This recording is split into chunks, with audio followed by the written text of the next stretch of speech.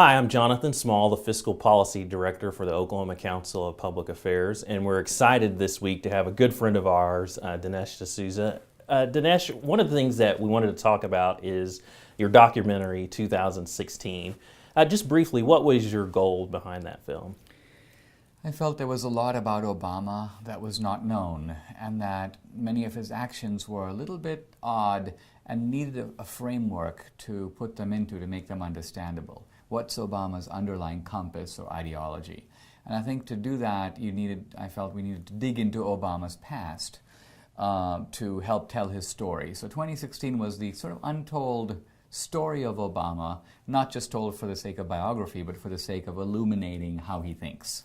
You know, what your work in that film has been extremely successful in trying to provide people with a better understanding. As far as our electorate today, was part of your reasoning in doing 2016 because we all need to have a better understanding of what our leaders actually believe and what kind of makes up where they move? Yeah, politics, depends on accountability, and democracy only works if citizens keep a leash on government, and you don't know whether to pull the leash or not if you don't know what those people are doing.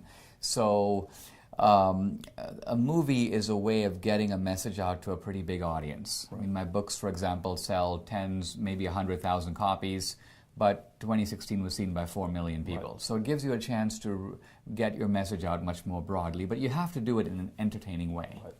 Well, you mentioned over 4 million people have seen the film, and all of those people are across many different states that have many different views. One of the things that OCPA is dedicated to talking about and trying to promote is the idea of competitive federalism, states competing with each other on policy ideas. What do you think about that effort that's going on in states right now? I think it's a wonderful idea because it allows experimentation. It allows you to try things that may or may not work. It allows people to decide if they would rather live under this set of rules or that set of rules. Right. And much better than if you have a federal uniform rule, everybody's compelled to live under that rule. You don't really have a choice unless you want to leave the United States.